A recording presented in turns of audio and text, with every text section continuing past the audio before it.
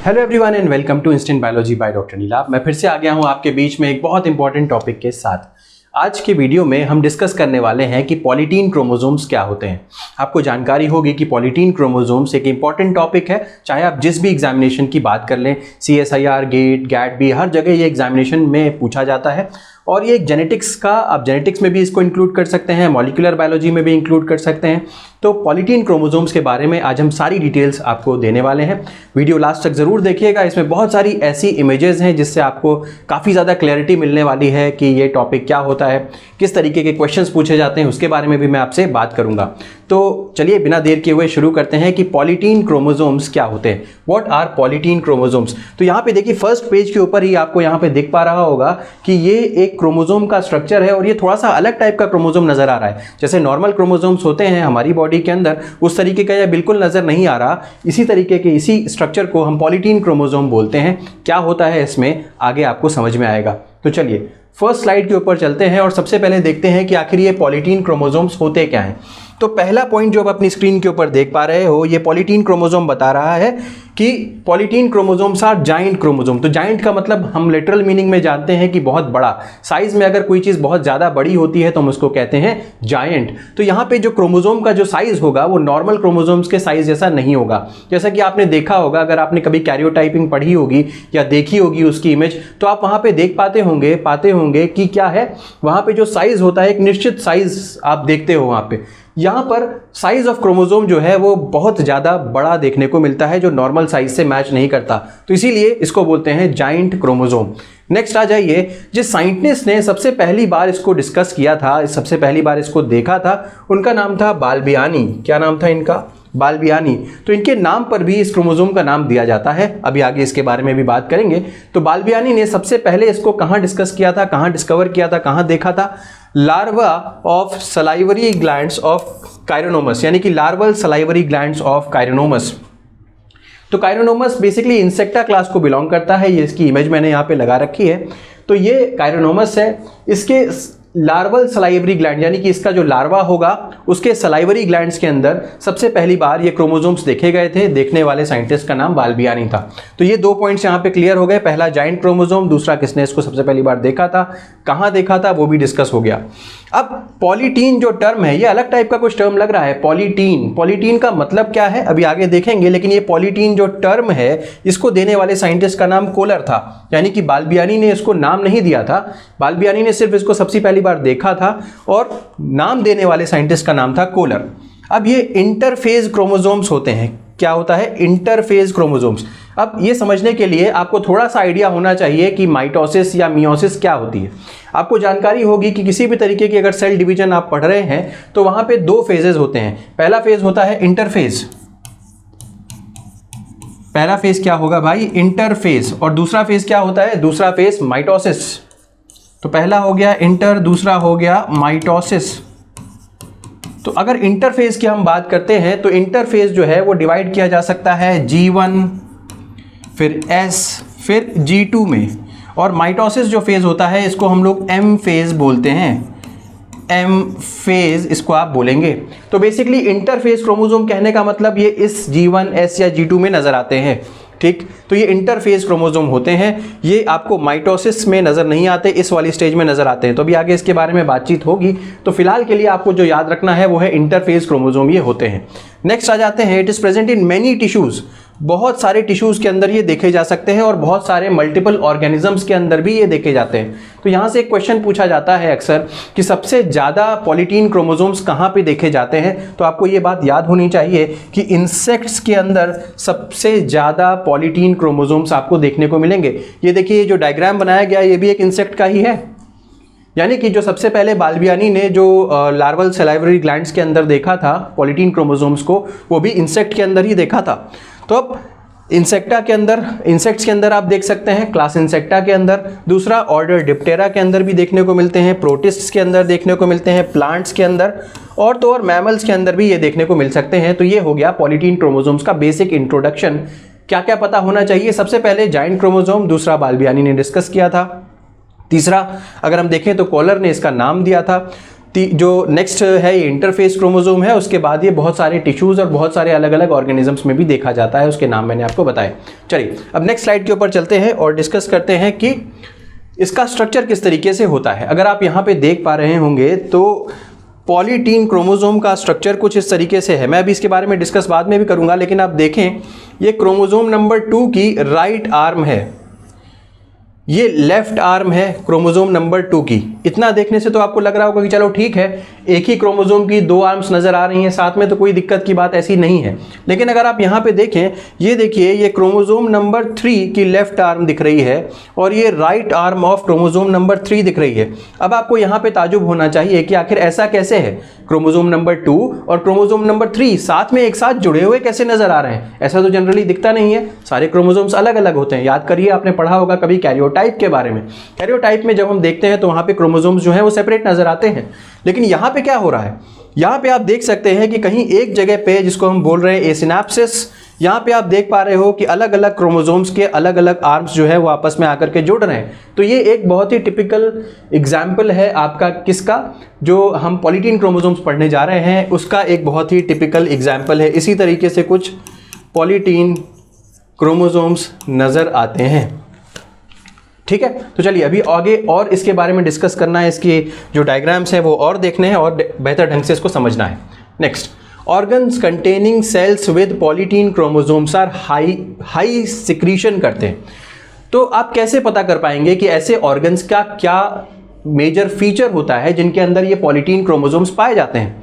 याद रखने वाली बात यह है कि ऐसे ऑर्गन्स जहां पे पॉलीटीन क्रोमोसोम्स देखने को मिलेंगे वो ऑर्गन्स इन्वॉल्व होंगे किस चीज में? सिक्रीशन के अंदर। बहुत ही हाई अमाउंट ऑफ सिक्रीशन वो ऑर्गन्स कर रहे होंगे। तो ये एक बहुत इंपॉर्टेंट पॉइंट है कि सिक्रीशन में इन्वॉल्व होंगे। जस्ट अ मिनट, तो यहां पे हम देख सकते हैं कि ऐसे जो ऑर्गन्स होंगे जिनके अंदर पॉलीटीन क्रोमोसोम पाया जा रहा होगा वो हाई सिक्रीशन में इन्वॉल्व होंगे, बहुत ज़्यादा अमाउंट ऑफ सिक्रीशन कर रहे होंगे। Next, cells containing polytene chromosomes में क्या होगा? Repeated DNA replication without cell division. बहुत इंपॉर्टेंट पॉइंट है ये। क्या होने के क्या बात हम यहाँ पे कह रहे हैं? हम यहाँ पे कह रहे हैं कि ऐसे सेल्स के अंदर जहाँ पे पॉलीटीन क्रोमोसोम्स होंगे वहाँ पे रिपीटेड रेप्लिकेशन हो रहा होगा। रिप्लिकेशन किस फेज में होता है जी? एस फेज के अंदर होता है। यानी कि बार बार रेप्लिकेशन तो जरूर हो रहा होगा, लेकिन आप एक बात मानेंगे कि रेप्लिकेशन को फॉलो करता है सेल डिवीजन। यानी कि जब डीएनए रेप्लिकेट कर जाता है उसके बाद माइटोसिस होती है। मैंने अभी आपको बताया G1, S, G2 ये आपकी इंटरफेज की स्टेजेस हो गई। उसके बाद M स्टेज आती है जिसमें कि सेल आगे जाकर के डिवाइड कर जाता है। उसके बाद माइटोसिस के बाद साइटोकाइनेसिस होती है जिसमें साइटोप्लाज्म डिवाइड कर जाता है। तो ये सारी की सारी बातें जो है आपकी सेल डिवीजन से रिलेटेड है। तो अब कहने का मतलब यहां पे ये है कि डीएनए तो रेप्लिकेट कर रहा है बट अनफॉर्चुनेटली जो सेल है वो डिवाइड नहीं कर रहा। जैसे कि अगर हम ये देखें इस तरीके से, तो ये एक सेल था, अब यहाँ पे डीएनए का रेप्लिकेशन हुआ, ये इस तरीके का एक क्रोमोसोम नजर आ रहा था, क्रोमोसोम का रेप्लिकेशन हुआ, इस तरीके से सिस्टर क्रोमैटिड नजर आ गई। ठीक, तो क्रोमोसोम का रेप्लिकेशन तो हुआ बट अगले स्टेप में क्या होता है? जनरली अगले स्टेप में ये होता है कि सिस्टर क्रोमैटिड्स दोनों अलग अलग सेल्स के अंदर चली जाती हैं, सेपरेट हो जाती हैं। बट ये फेज नहीं हो रहा है, this is not happening, this is not occurring, ये नहीं हो रहा है, बट यहीं पे आकर के बात कंटिन्यूअसली रेप्लिकेशन होता हुआ चला जा रहा है।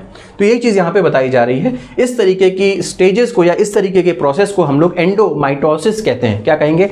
एंडोमाइटोसिस कहेंगे। तो रिपीटेड डीएनए रेप्लिकेशन हो रही हो बट सेल डिवीजन नहीं हो रहा हो, इस तरीके की स्टेज को हम लोग एंडोमाइटोसिस कहेंगे। Next, cell cycle consist of 2 periods. भाई देखिए, सेल साइकिल जो होता है वो 2 पीरियड्स में बटा हो सकता है।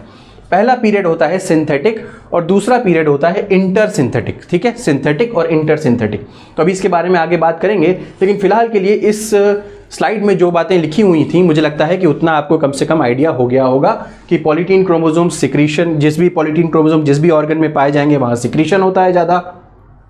दूसरी चीज की ऐसे सेल्स जहां पे पॉलीटीन क्रोमोसोम्स होते हैं, polytene chromosomes continuously DNA replication वहां पे देखने को मिलता है बट वहां पे सेल डिवीजन नहीं होती। इस प्रोसेस को एंडोमाइटोसिस कहते हैं। तो इतनी बात हमने यहां पे करी। चलिए नेक्स्ट स्लाइड के ऊपर चलते हैं। अब देखिए, daughter chromatids do not segregate and remain paired with each other. तो होता क्या था, जरा आप इसको अगर मैं डायग्राम यहाँ पे एक बनाने की कोशिश करूँ तो ये देखिए, अभी मैंने ये डायग्राम बनाया भी था कि अगर मान लीजिए कि ये एक सेल है, इस सेल के अंदर ये एक क्रोमोसोम था, इस क्रोमोसोम का रेप्लिकेशन हुआ, ये सिस्टर क्रोमैटिड इस तरीके से बन गई। अब नेक्स्ट स्टेज में क्या होना चाहिए था, यहाँ से 2 सेल्स फॉर्म होते, सेल डिवीजन हो जाता, इस तरीके से 2 सेल्स फॉर्म होते और यहाँ पे एक सिस्टर क्रोमैटिड एक सेल में, दूसरी सिस्टर क्रोमैटिड दूसरे सेल में चली जाती। तो ये हमारा नॉर्मल केस होना चाहिए था। बट यहाँ पे क्या लिखा हुआ है, डॉटर क्रोमैटिड्स डू नॉट सिग्रीगेट, यानी कि ये प्रोसेस क्या है, ये सिग्रीगेशन का ही तो प्रोसेस है। तो यहाँ पे डॉटर क्रोमैटिड्स जो है वो सिग्रीगेट नहीं कर रही हैं अलग अलग सेल में, and they remain paired with each other, एक दूसरे से पेयर्ड कंडीशन में ही ये सर्वाइव करती हैं। तो ये एक इंपॉर्टेंट फीचर हो गया, आपने यहाँ पे देखा। Nuclear membrane and nucleolus remain intact. आपको याद होगा कि जब भी माइटोसिस का प्रोसेस शुरू होने वाला होता है तो माइटोसिस के प्रोसेस में प्रोफेज के अंदर क्या होता है कि न्यूक्लियर मेम्ब्रेन जो होती है वो डिसइंटीग्रेट करने लग जाती है, न्यूक्लियस जो होता है वो न्यूक्लियोलस जो होता है वो गायब होने लग जाता है। न्यूक्लियर मेम्ब्रेन डिसइंटीग्रेट करने लग जाएगी, न्यूक्लियोलस गायब होने लग जाएगा। ये सब कब होता है, माइटोसिस के प्रोफेज स्टेज में ये सारी बातें आपको देखने को मिलती हैं। बट अगर मैं बात कर रहा हूं ऐसे सेल्स में जहां पे पॉलीटीन क्रोमोसोम्स पाए जाते हैं, वहां पे न्यूक्लियोलस या न्यूक्लियर मेम्ब्रेन और न्यूक्लियोलस दोनों के दोनों इंटैक्ट नजर आते हैं, कोई बदलाव नहीं देखने को मिलेगा वहां पर। तो ये एक और चेंज हो गया ऐसे सेल्स के अंदर जो कि पॉलीटीन क्रोमोसोम्स लिए हुए रहते हैं। पहला चेंज क्या था, अभी बताया था कि वहां पे कंटिन्यूअस रेप्लिकेशन तो हो रहा होगा बट सेल डिवीजन नहीं हो रही होगी, जिसको आप एंडोमाइटोसिस कहते हैं। और दूसरा यहां पे आपने देखा कि न्यूक्लियर मेम्ब्रेन डिसइंटीग्रेट नहीं होती है, ना ही न्यूक्लियोलस गायब होता है, ये भी हमने देखा। Next, most studies on Drosophila larvae, ज़्यादातर जो पॉलीटीन क्रोमोसोम्स के ऊपर जो स्टडीज़ हुई हैं वो किसके ऊपर हुई हैं, पॉलीटीन क्रोमोसोम्स के ऊपर ज़्यादातर जो स्टडीज़ हुई हैं वो आपके ड्रोसोफिला लार्वे के ऊपर हुई हैं। ड्रोसोफिला के अंदर पाए जाते हैं कुल मिलाकर के 4 क्रोमोसोम्स, 4 क्रोमोसोम्स पाए जाते हैं ड्रोसोफिला के अंदर।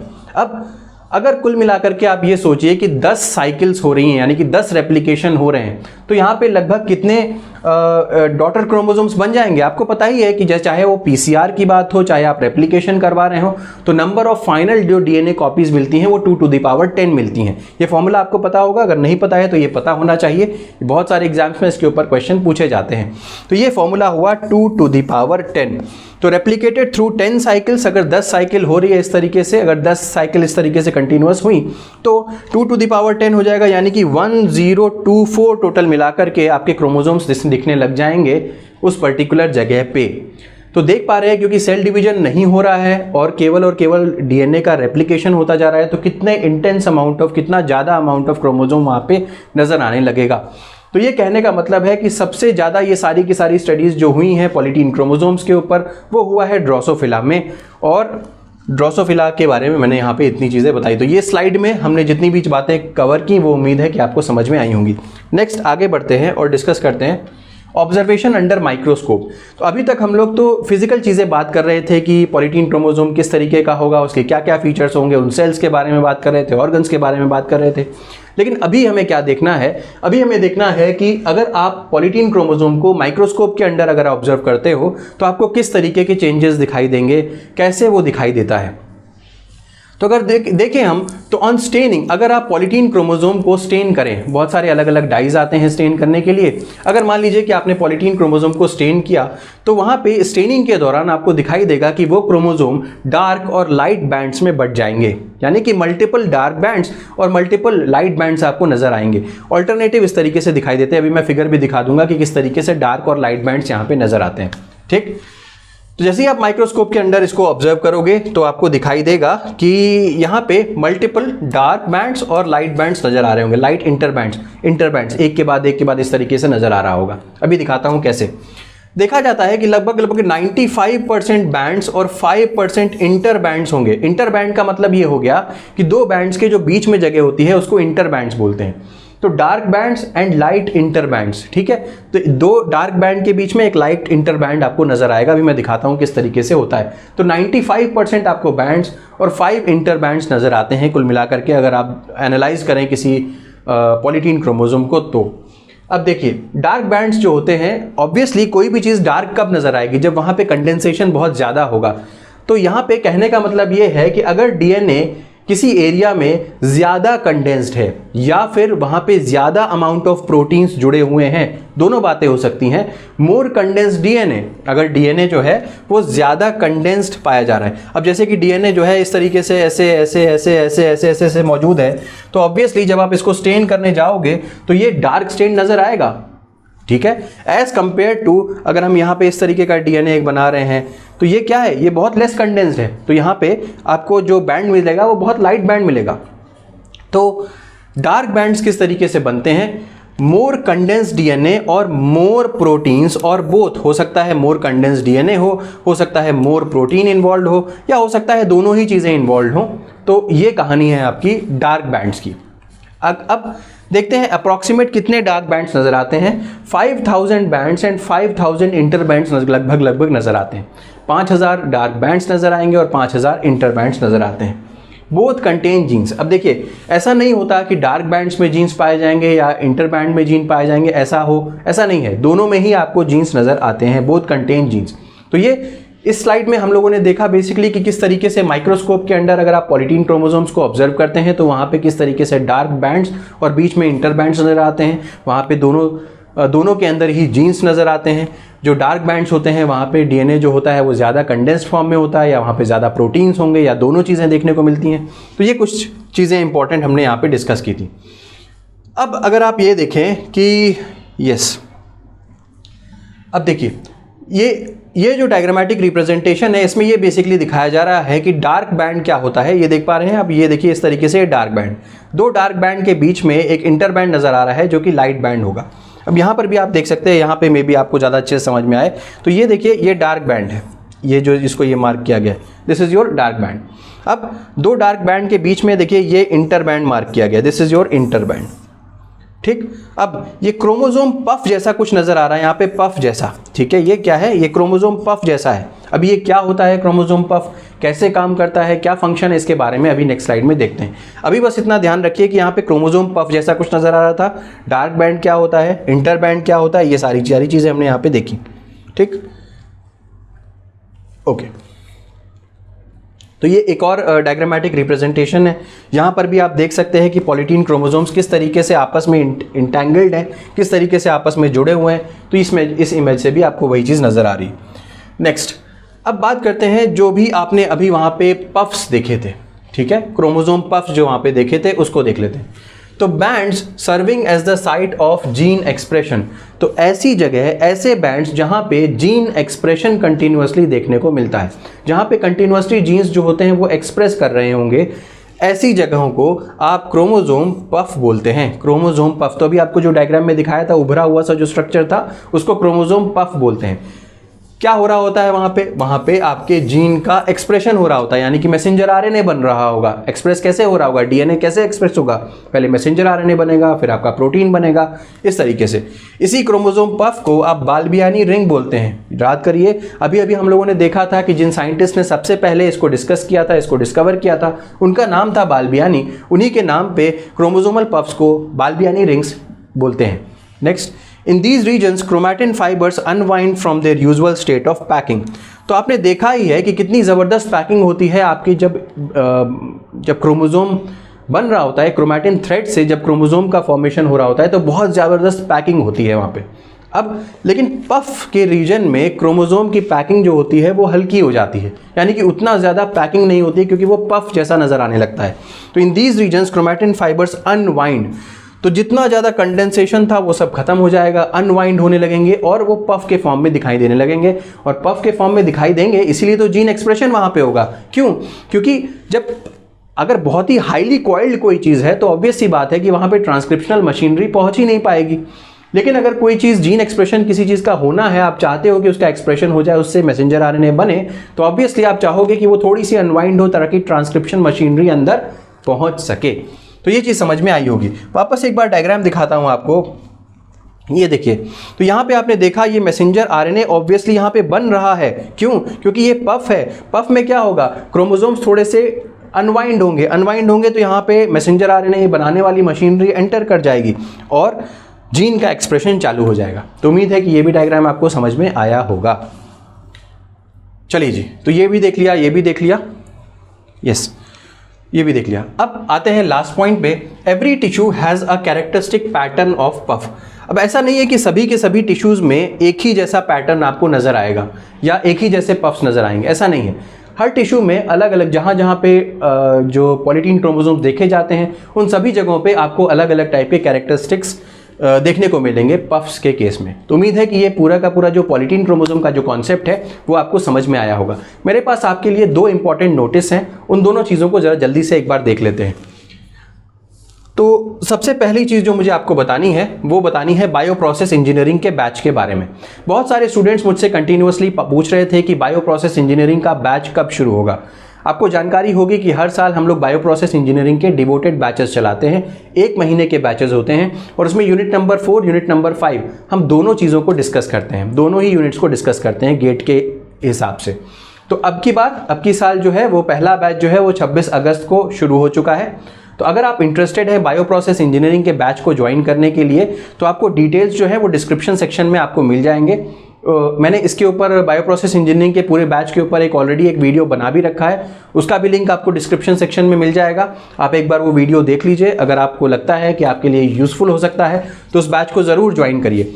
इस बैच की खास बात यह है कि आपको सारे के सारे न्यूमेरिकल बेस्ड पूरा का पूरा अप्रोच इस कोर्स में मिलेगा, क्योंकि आप ग्रेजुअली देख रहे होंगे कि जो गेट का एग्जामिनेशन है वहाँ पे कंटिन्यूअसली बायो प्रोसेस इंजीनियरिंग का अमाउंट बढ़ता हुआ चला जा रहा है और पूरा का पूरा पेपर ज़्यादातर न्यूमेरिकल बेस्ड आ रहा है। ठीक है, तो ये जो बायो प्रोसेस इंजीनियरिंग का बैच है 26 अगस्त से शुरू हुआ है। इनकेस आप इंटरेस्टेड है तो आप ज़रूर ज्वाइन कर सकते हैं।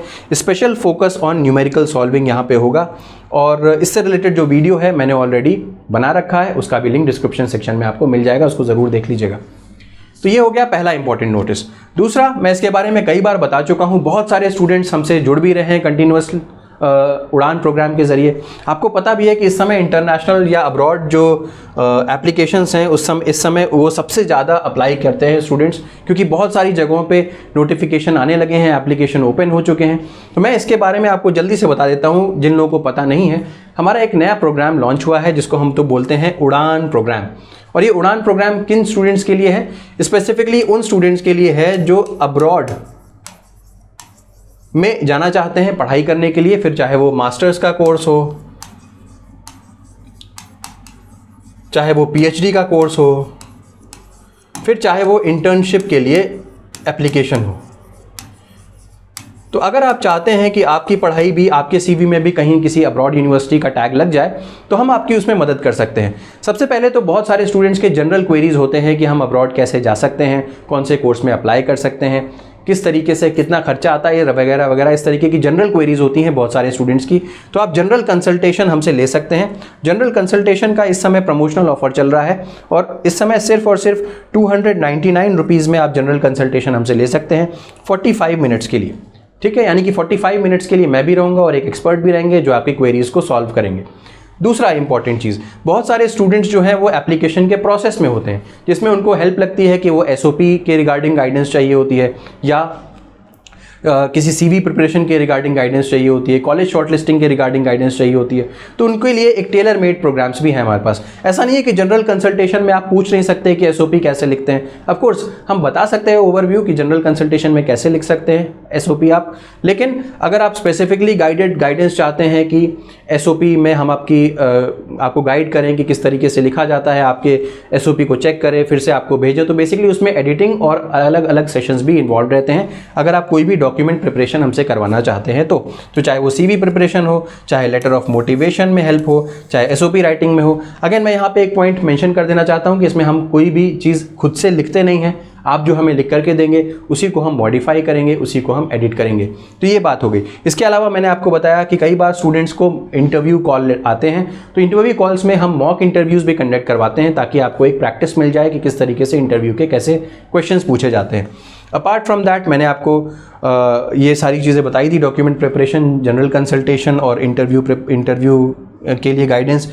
इसके अलावा कैसे आप बुक कर सकते हैं, चाहे बायो प्रोसेस इंजीनियरिंग का हो, चाहे वो आपका ये उड़ान प्रोग्राम हो, आप हमसे कनेक्ट कर सकते हैं इस नंबर पे 8299134528। इस नंबर पे आप व्हाट्सएप कर सकते हैं। व्हाट्सएप करके आप हमसे कनेक्ट कर सकते हैं। अगर आप ईमेल के थ्रू जुड़ना चाहते हैं तो यहाँ पे ईमेल आईडी भी दी हुई है samadhanlifesciences@gmail.com, यहाँ पे कॉन्टैक्ट नंबर भी दिया हुआ है और आपको जो डिस्क्रिप्शन सेक्शन है वहाँ पर भी आपको ये कॉन्टैक्ट नंबर और ये ईमेल आईडी वगैरह मिल जाएगी। आप हमसे वहाँ से कनेक्ट कर सकते हैं और ज़्यादा जानकारी ले सकते हैं। उम्मीद है कि ये वीडियो आपके लिए यूज़फुल रहा होगा। अगर वीडियो पसंद आया हो तो इसे ज़रूर लाइक करिएगा, चैनल को सब्सक्राइब करना ना भूलिएगा, बेल आइकन को ज़रूर प्रेस करिएगा और अपने फ्रेंड्स के साथ ज़रूर शेयर करिएगा। Thank you so much, have a good day.